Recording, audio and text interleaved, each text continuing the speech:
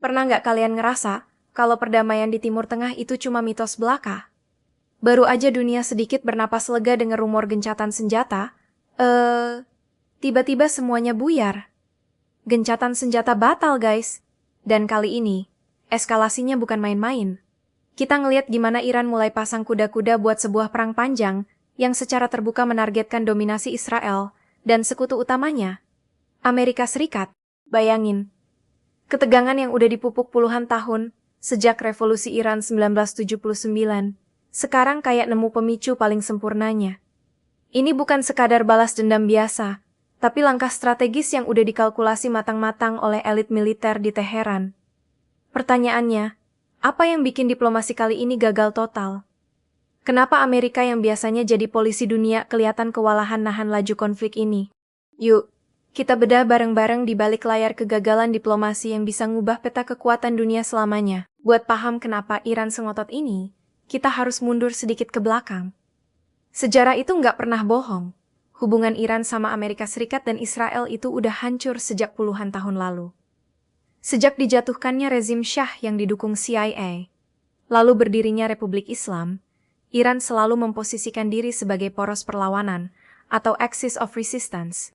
Buat mereka, keberadaan Israel di kawasan itu, ditambah campur tangan militer Amerika, adalah ancaman eksistensial. Bukan cuma soal perebutan wilayah, tapi ini soal ideologi dan hegemoni. Selama bertahun-tahun, Iran nggak perang secara frontal.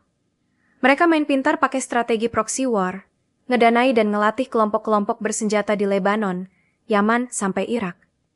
Tapi sekarang, aturannya udah berubah. Kegagalan gencatan senjata ini ngasih sinyal kuat kalau Iran udah muak main di belakang layar. Mereka siap turun langsung, nunjukin kalau sanksi ekonomi bertahun-tahun gak bikin militer mereka tumpul. Terus gimana caranya Iran bisa berhadapan sama raksasa militer kayak Amerika dan Israel? Jawabannya ada di strategi perang panjang dan asimetris. Teheran sadar betul kalau diadu head-to-head pakai jet tempur siluman atau kapal induk, mereka pasti kalah jumlah. Tapi perang zaman now itu gak cuma soal siapa yang punya pesawat paling canggih. Iran udah ngebangun gudang rudal balistik dan drone kamikaze terbesar di Timur Tengah. Banyak di antaranya disembunyikan di bunker-bunker bawah tanah yang susah ditembus radar canggih sekalipun. Strateginya simpel tapi mematikan, bikin musuh kelelahan.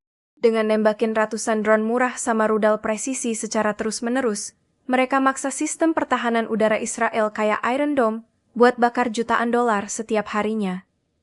Ini war of attrition, perang menguras sumber daya.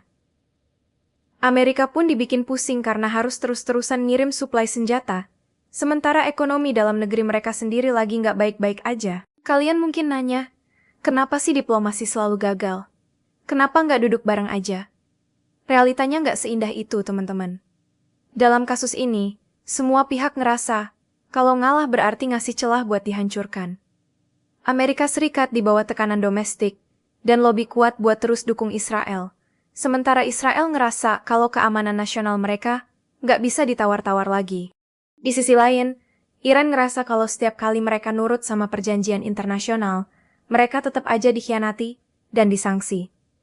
Jadi trust issue antar negara ini udah sampai di level yang paling parah. Gencatan senjata yang kemarin dibahas itu sebenarnya cuma plester sementara buat luka tembak. Pas plesternya copot, darahnya makin ngucur deres. Kegagalan ini jadi bukti kalau tanpa ada perubahan radikal dalam kebijakan luar negeri negara-negara adidaya, Timur Tengah bakal terus jadi tong mesiu yang siap meledak kapan aja, nunggu siapa yang bakal nekat nyalain korek apinya duluan. Yang bikin merinding, konflik ini nggak cuma bakal ngerusak Timur Tengah, dampak berantainya bakal kerasa sampai ke depan pintu rumah kita. Ingat, Selat Hormuz itu dikontrol langsung sama militer Iran. Hampir sepertiga pasokan minyak dunia lewat situ setiap harinya. Kalau perang panjang ini benar-benar pecah tanpa kendali, Iran tinggal tutup selat itu. Akibatnya, harga minyak dunia bakal meroket gila-gilaan, inflasi global makin gak karuan, dan harga barang kebutuhan sehari-hari bakal naik drastis. Belum lagi potensi masuknya kekuatan besar lain kayak Rusia dan Tiongkok, yang pastinya punya kepentingan geopolitik masing-masing di kawasan itu. Dunia ini kan saling terhubung, jadi jangan pikir kalau bom yang jatuh di Timur Tengah sana nggak bakal bikin dompet kita di sini menjerit. Ini adalah butterfly effect yang paling nyata. Pertarungan antara kekuatan regional dan global yang mempertaruhkan stabilitas ekonomi seluruh umat manusia. Jadi, kalau kita lihat gambaran besarnya, batalnya gencatan senjata ini bukan sekadar berita lewat di timeline sosmed kalian. Ini adalah penanda dimulainya fase baru yang sangat krusial dalam sejarah modern. Iran udah narik garis tegas, siap untuk perang panjang demi menghancurkan dominasi Israel dan Amerika di wilayahnya. Apakah strategi menguras tenaga ini bakal berhasil? Atau malah jadi bumerang yang menghancurkan mereka sendiri? Waktu yang bakal ngejawab. Yang jelas, kita lagi nonton sejarah dunia ditulis ulang tepat di depan mata kita.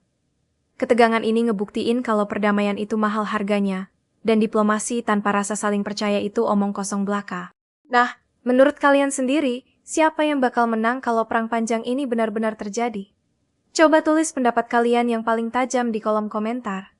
Jangan lupa buat klik tombol subscribe, kasih like, dan share video pada channel Pemuda Pos ini, biar makin banyak yang paham geopolitik dunia. Sampai jumpa di analisis selanjutnya.